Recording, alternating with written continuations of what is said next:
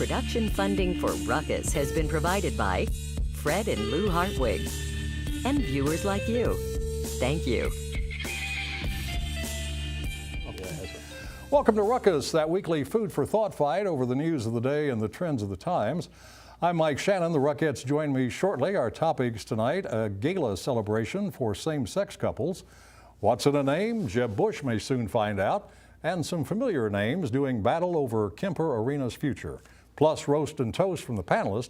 But first, our Ruckus Newsmaker interview with the editorial page editor of the Kansas City Star, Steve Paul. Steve's now in his third month on the job, but has been at the Star since 1975. He's perhaps best known for his work on arts and architecture and his passion for the work and career of Ernest Hemingway. We'll talk about his new job and get his take on some major issues in Kansas City. Steve Paul, who writes about the news and sometimes helps make it. Welcome to Ruckus. Welcome to the program. Thanks, Mike. Thanks for having me. Congratulations on your new job. What is it? What's the description of the editorial page editor? Well, it's the lightning rod of every good and bad feeling that is directed towards the newspaper. No, we have a really great long tenured staff of editorial writers and column writers and provocateurs, let's say. We put out editorial opinion pages 7 days a week. And you write herd on these? I write herd on my colleagues. I also contribute as an editorial writer. I also contribute as a columnist. I have a few administrative duties that don't take up a whole lot of time. So we meet every morning. We talk about what we're working on and what the next day's editorials are going to be. We talk about issues. Well, let me ask you this. Yeah. Every editorial page that I know of is said to have a political slant. And people at least generally seem to assume, and I think it's fair to say, that the Star's editorial slant is liberal. Would you agree with that? Well, you know, the top of the page says opinion. Right. And so we are the part of the paper where opinions are expressed. We offer opinions on the left. We offer opinions on the right, mostly through our syndicated columnists and a little bit of freelance. But the Star's opinions. One could look at the record of the editorial writers there. One could look at the writings of all four of us now and come to the conclusion that we tend to lean a little to the left. People have trouble understanding the distinction between what the editorial page writers write and do and what the people in the rest of the paper do. Right. People don't want the paper to be partisan, and when they say that, they generally refer to the news pages. Right. You know, but newspapers from the beginning, you know, have had opinions, and have taken positions, and we take positions on issues of the day, on local issues. That's why the editorial page exists. That's why we exist, and that's why we call our pages opinions. But we do, generally separate what the opinion writers think and what our positions are in the paper and news coverage. News coverage is meant to be fair. I want to talk to you about Kemper Arena because you're a real enthusiast about maintaining Kemper Arena. The American Royal people who occupy the American Royal facilities at the Kemper, they want it torn down and a new building created. Why are they wrong? Well, I think that not enough consideration has been given to the historic nature of that arena. They make the argument that no city can support two major arenas. That's somewhat true, but no other city has an arena like Kemper Arena, which is architecturally important, historically important for Kansas City, given that that was built at a time of great progress, same time that we built the airport, Truman Sports Complex, Crown Center. It was what was called Kansas City's prime time, as I recall, a chamber advertising campaign. And so to remove a piece of that significant history, you don't do that lightly. Now, I understand the Royal has arguments, and the Royal has come down to, they have, a bottom line. They presented a bottom line to the city. They have numbers that show can't be done, that can't be done, and they need the space to not crowd. Are you in favor of this sports facility that Fouch Brothers is suggesting? I'm in favor of exploring the possibility that it can work and taking the risk that it can work. The American Royal does not even want that risk to be taken. They want the space cleared. They want a smaller building. They want to make their barbecue event bigger. Well, a three-day festival. As you've written, there is the threat that if the American Royal Association doesn't get its way, the American Royal will be moved from Kansas City. Do you believe that? I believe it's possible. Will they follow through? No, I don't think. I mean, they will be connected to Kansas City. Do you think there'll be a compromise of some sort? Will they decide? The compromise is not in their vocabulary, and I think that it's very possible that they take the barbecue event, go somewhere else, if certain things happen down Steve, there. I got to stop you there. I appreciate your time. It's good to meet you. Congratulations again on your new job. That is Kansas City Star editorial page editor Steve Paul. Now let's gather the Rockettes and start the ruckus.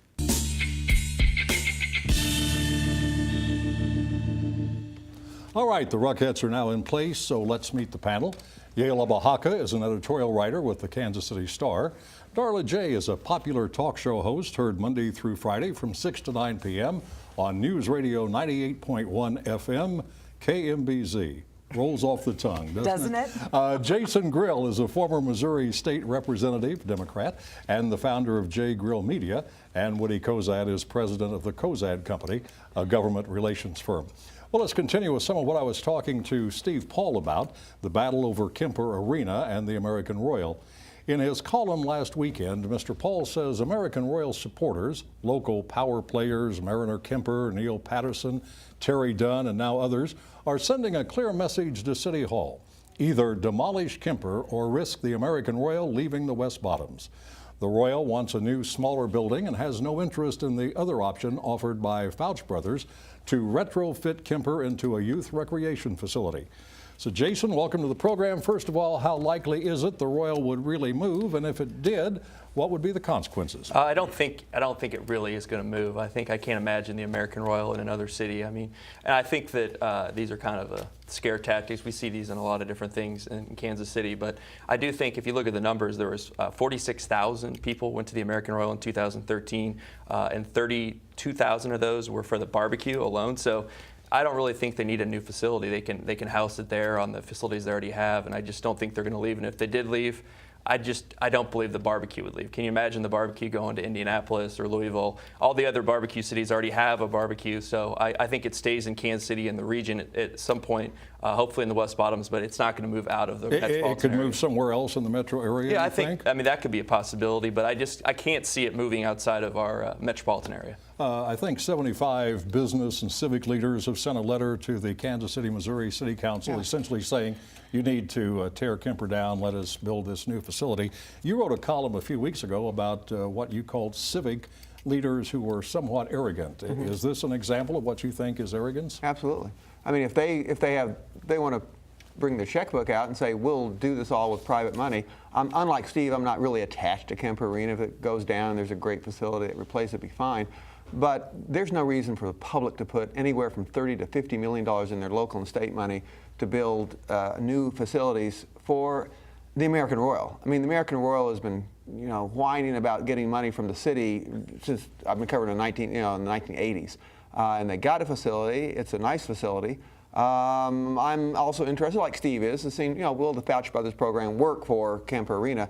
Because we are putting money into, keeping Kemper Arena open.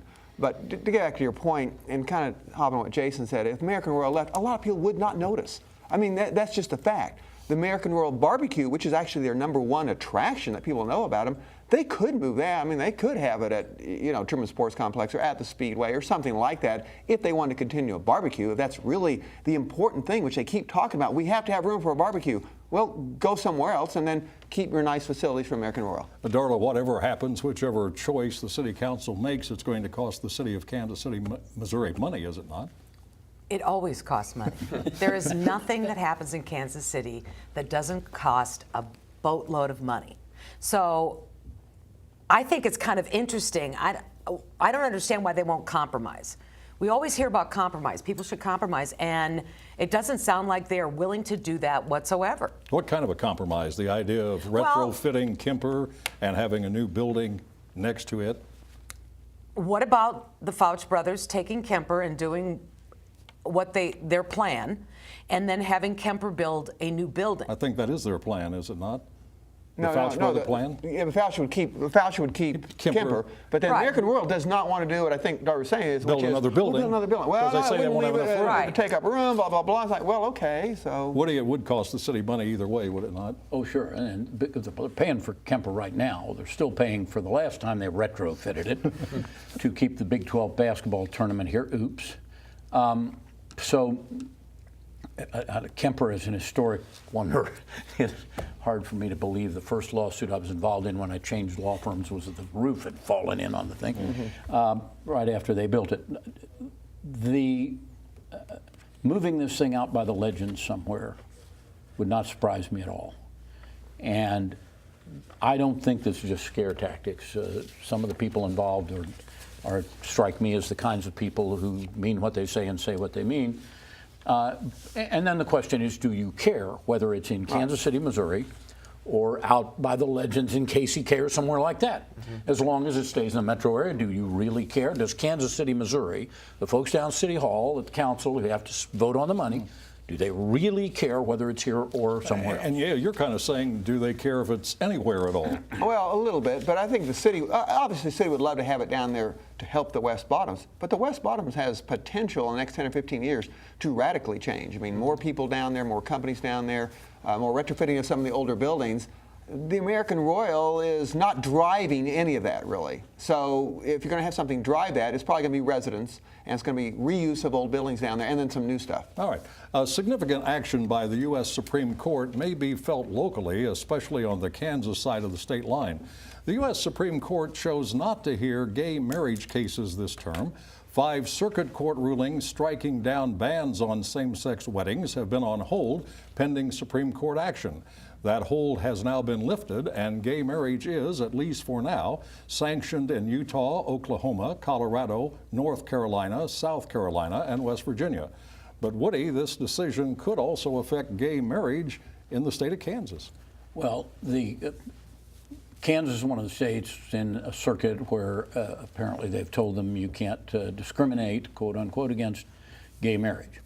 And therefore, that will stay in place under the Supreme Court ruling. What the ruling actually says is whatever you're doing right now that no court has told you you can't do can go on. Now, Missouri is a different case altogether. Missouri was very careful to enact its legislation on this subject before any state legalized gay marriage, precisely to deal with the full faith and credit question. And so we may be, at the end of the day, in a different box, but I'm not sure of that. That's a factor that's not present in Kansas.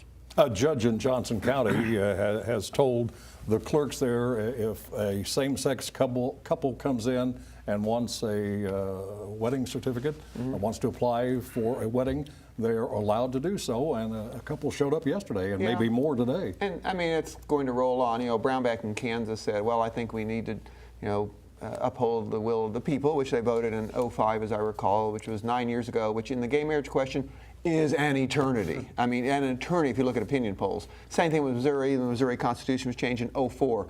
10 years ago? Are you kidding me? I mean, people have radically changed this issue. Now, I don't know whether there's a vote tomorrow, whether in, really red Missouri it would still be favored, but it might be.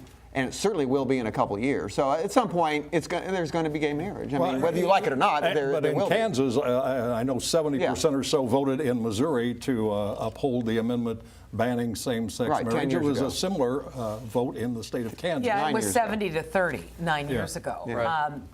I talked about this last night on the show, and one of the things that came up was, well, if there was a constitutional amendment against gay marriage in Kansas, and the people voted, why not have put it on the ballot, another constitutional amendment? If things have changed, if people's hearts have changed as much as everybody says they have, and I agree, it's been dramatic in the last 9 years, people approving gay marriage. Why not put it on the ballot again and have a constitutional amendment that says gay marriage is allowed? Their problem in Kansas is that people have no way to put something on the ballot. Right. In Missouri, they can do that. Right. In Kansas, they've got to go through the legislature to get the legislature to put that on the ballot. And I just think the U.S. Supreme Court is kind of, by taking this, we're not going to make a decision, is really, there's going to be about 30 states now that are going to be. 30. So they're just waiting for the momentum, and then Ginsburg is probably going to be replaced in 2016. We'll have a new president coming in potentially. We don't know if it'll be a Republican. And so both sides are kind of playing the ball there. But I think the writing's kind of on the wall. It was a long time ago. I think the public opinion would support it. Obviously, Missouri, the Attorney General isn't touching it right now, so he's running for governor. So we'll see what happens. But I think it's going to be moving forward. Well, speaking of Missouri, there was a ruling by a Jackson County court judge, J. Dale Youngs. It's being touted as a significant victory for gay and lesbian couples who live in the state. Ruling deals with same-sex marriages performed elsewhere but not recognized in Missouri. Now, what does that do exactly, Yale? Well, it means that people who are married as gay couples somewhere else now have some of the same legal rights that married couples have in Missouri. But it also does not allow, he did not override the vote of the people and say, oh, now if you're gay and living in Missouri and Missouri residents and want to get married, you can do that. So, I think it was, a shot across the bow, because obviously there will be some people in Missouri who live here and go, well, we can go get married somewhere else and come back here and hope it all works out. Maybe But Kansas. that's kind of a, maybe go to Kansas. You two guys are lawyers, so let me ask this question. I heard a legal analyst say after this ruling or lack of ruling occurred by the Supreme Court, it chose not to hear these cases. By not taking action, the U.S. Supreme Court really did take action. Do you agree with that? Oh, sure, and they always do. Not making a decision is a decision. To not make a decision and not change the status quo. And well, it did change the status quo, though. It lifted the bans, lifted the hold on the rulings in the states. And they right? basically kicked this back to the states and the lower federal courts. Right, and it's seen throughout the whole country. It's seen as a win for the gay marriage supporters. And and as Attorney General Koster said, Missouri is a state of inclusion, not exclusion, when he made the decision not to take up the appeal. Just final quick note, ask Darla. Do you think this is a similar debate to the one about gays in the military, which went on, and once it occurred, it's a fait accompli, people have stopped talking about it and stopped being concerned about it, apparently? I don't think it's the same. I think marriage and relationships are inherently, they're personal. And so that wasn't a personal decision, that was a personnel decision. Now we're talking about people who are married who think that gay marriage would affect their marriages. I don't know exactly how that would happen, but they think that if gay marriage is allowed, then the sanctity of marriage, in religious terms, is going to be gone. Trust me, basic training is personal. There have been two presidents whose sons later occupied the Oval Office, John Adams and George H.W. Bush, but never has a president been followed to the White House by two sons. Now, however, there's growing evidence that former Florida Governor Jeb Bush might like to make some history by becoming White House occupant number 45. The idea is being advanced by none other than Jeb's brother, Bush 43. I think he wants to be president. I think he'd be a great president. He understands what it's like to be president for not only the person running or serving, plus family. He's seen his dad, he's seen his brother. And so he's a very thoughtful man, and he's weighing his options. Some analysts say Jeb will have problems with the party's more conservative base because of his views on Common Core and immigration. Darla, can you be enthusiastic about another Bush running for the Oval Office? I absolutely cannot. You know, we don't have dynasties in this country. I'm not enthusiastic about Hillary Clinton running because her husband was president. Are there no more people in this country who can be an excellent president, who have great ideas, fresh, young, new ideas that they can put forward? Like Joe Biden? Or Mitt Romney, right? It seems to me that to me, the media anoints some Republican candidate. And what better to do than to get Jeb Bush in there, as it seems like some people are pushing, because then you can run against the Bushes again. It's the Bushes' fault. It's always been the Bushes' fault. Look what George W. Bush did. Now look what Jeb's doing. I've not heard anybody say, oh yeah, Jeb Bush. You sound like Barbara Bush. She doesn't want him to run either. But I think that Laney Davis, I met with him a while back, and he was talking. You know, he's a friend of the Clintons, friends of the Bush.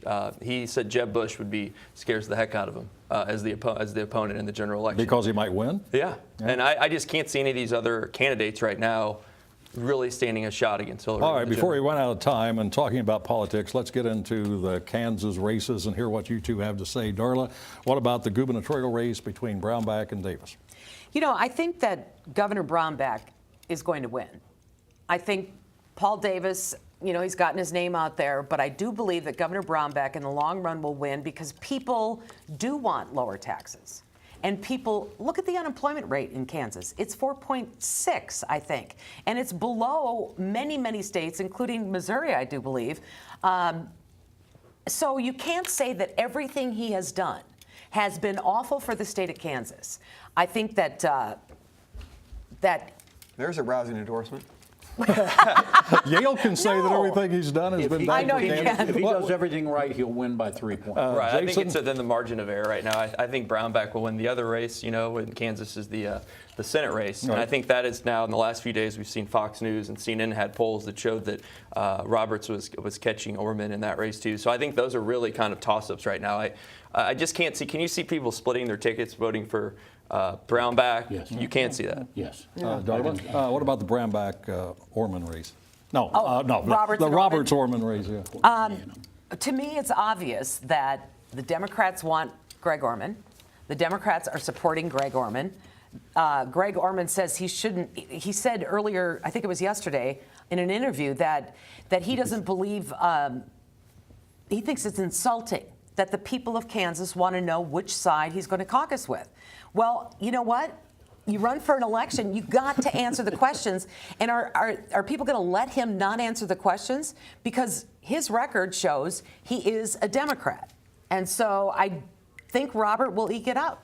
You watched or Roberts. listened to the debate yesterday? Or maybe between- was actually at the debate, but go ahead. Well, you were at the debate. You're actually going out and covering Yes, something. This actually, is yes. nice. Right. Can you do a 30-second capsule version of what happened? Yes, and I mean, Roberts, who I thought did really well in the first debate, was very almost inarticulate, really, yesterday. He was kind of defensive. He did not show any of his trademark humor. On the other hand, and contrary to what Darla said, Greg answered a lot of the questions. I mean, Orman was just answering this and that. Now, he did not answer the caucus question, which So is why which is not? the thing. But I think one of the things he did point out is, yeah, I have a lot of Democratic ideas. I mean, I think if as a Democrat, I'd be comfortable voting for him. But he also has, you know, against the Affordable Health Care Act, has some tough immigration stuff. So he is in that situation where he can say, I have independent streak in me. All right, it is time now for Roast and Toast, where the Ruckettes offer a pat on the back or a kick in the pants to people and events making news. We start this evening with Woody Kozad. Well, speaking of issues that everybody wants to tell you are settled and that aren't quite maybe as settled as you thought they were, the United States Marine Corps has done a test on women in combat, or rather some things that ought to measure whether you're capable of being in combat. And they've found, for example, that on a lift and carry, to see if you can carry artillery shells, women fail at 28 times the rate of men. Getting over a 7-foot wall, they fail at 21 times the rate of men. Loading 120 millimeter tank rounds, they fail at 18 times the rate of men. And so while they've been ordered to get women into frontline combat positions, actually 92% of women in the military say they would decline such an assignment. Ladies, they call them orders for a reason. Well, this is just a toast to the Governor Sam Brownback's administration, because they keep me in stitches. You know, there's a new video out today from the GOP talking about all the great stuff that Brownback has done, and there's actually not one fact in it, but there are a couple people talking about how the tax breaks might get people to come to Kansas and actually have jobs there when, if you read the column this morning, the actual facts show that growth on Kansas side and the Missouri side since the tax breaks took effect 19, 20 months ago has been almost exactly the same. And then you also have their monthly press releases on revenue figures, which basically hide stuff. But if you look at the revenue figures, it's all very apples to apples. You can actually put it out there that this tax cut is a failure.